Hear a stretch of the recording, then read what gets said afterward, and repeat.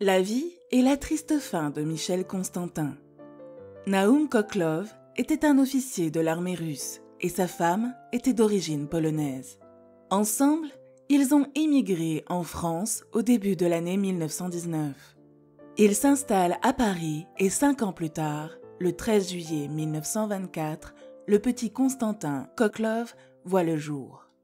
Il fait ses premiers pas dans un appartement du 15e arrondissement. Puis, ses parents déménagent dans un pavillon de Boulogne-Billancourt. C'est là-bas que le petit Constantin fera ses premiers pas. Constantin grandit très vite et devient un grand jeune homme d'1,85 m.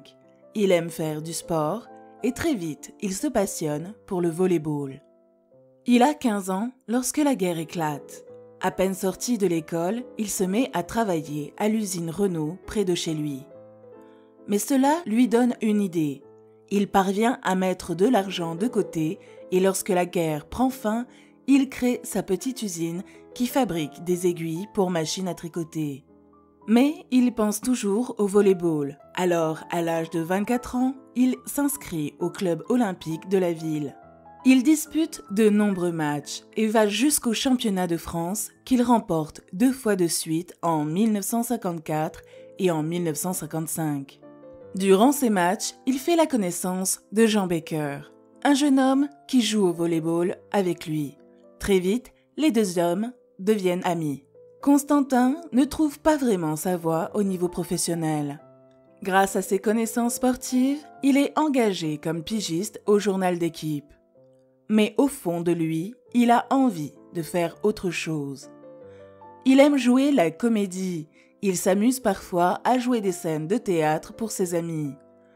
En 1956, il entend qu'un certain Marc Allégret cherche des figurants pour un film qui s'intitule « En effeuillant la Marguerite ». Il est engagé et fait donc une brève apparition dans le film.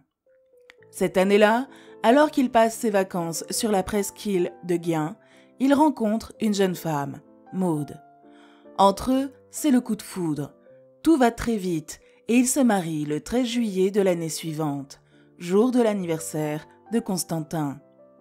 Constantin est très heureux dans sa vie, mais l'idée de devenir acteur ne le quitte pas. Un matin de 1959, il reçoit un appel de son ami Jean Becker, qui lui propose de jouer dans un film que son père, Jacques, est en train de réaliser. Il doit jouer le rôle d'un détenu qui cherche à s'évader. Il passe le casting et Jack Becker l'engage. Le film s'appelle « Le Trou » et remporte un certain succès. Constantin a 35 ans et il décide alors que c'est ça qu'il veut faire, être un acteur professionnel. Il se fait désormais appeler Michel Constantin. Dès le début des années 1960, il enchaîne les castings. Avec sa carrure de sportif et son visage carré taillé à la serpe, il parvient à décrocher des petits rôles de gangster. L'année 1962, le comble de joie, lorsque sa femme met au monde la petite Sophie. C'est un beau bébé. Constantin est fou de sa fille et il a d'autant plus envie de réussir sa carrière pour elle. C'est alors qu'en 1965, il décroche le rôle d'un bûcheron aux côtés de Bourvil et de Lino Ventura dans Les Grandes Gueules. Le film est un succès et fait 3,6 millions d'entrées en France. Ce film mettra un vrai coup d'accélérateur à sa carrière. L'année suivante, il retrouve Lino Ventura dans le film Ne nous fâchons pas. Vous ne mangez pas, monsieur Jeff? Non, je bois pas ce matin. Vous auriez peut-être préféré du thé, je vais vous en faire. Merci, c'est pas la peine, vous êtes gentil. Vous voulez pas de ça, monsieur Jeff? Puis, il enchaîne sur le tournage du film Le Second Souffle. Encore une fois, les deux films rencontrent un franc succès. Michel Constantin a désormais sa place dans la grande famille du cinéma français. Dans les années qui suivent, il continue de tourner dans des films à succès, s'essayant même au cinéma d'auteur.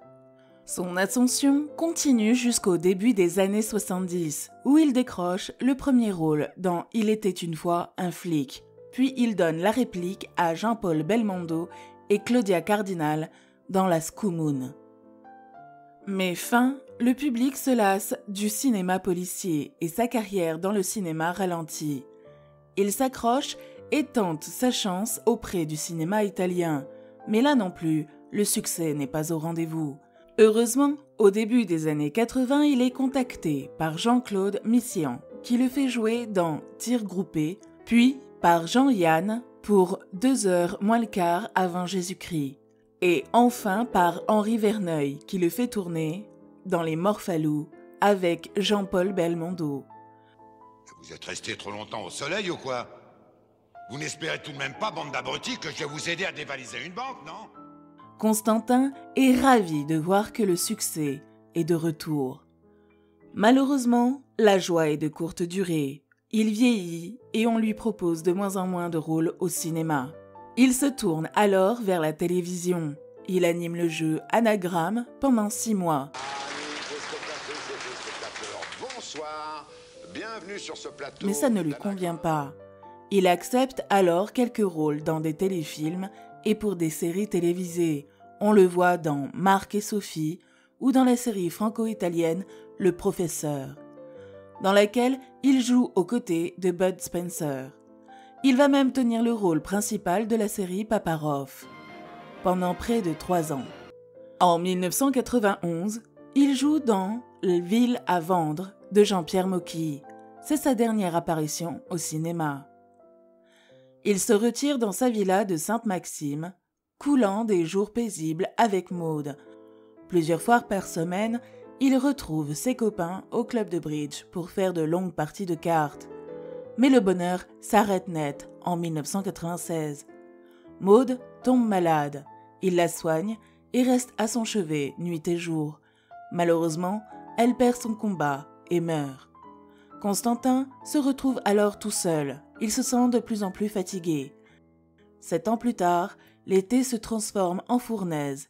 Les températures caniculaires ne redescendent pas. Même les nuits sont brûlantes. 3 personnes sont décédées suite à des problèmes de déshydratation. Le 28 août, Michel Constantin a 79 ans. Il est seul chez lui, assis dans son fauteuil. Il sent soudain une violente douleur dans sa poitrine. Il est emmené d'urgence à l'hôpital de Draguignan, mais il meurt quelques jours plus tard. Il est parti rejoindre Maude. D'ailleurs, on dispersera ses cendres sur la plage où ils s'étaient rencontrés. Durant sa vie, il aura tourné plus de 64 films et donné la réplique aux plus grands. Le cinéma français pleure ce grand acteur qui a su faire vibrer, rire et pleurer la France tout au long de sa carrière.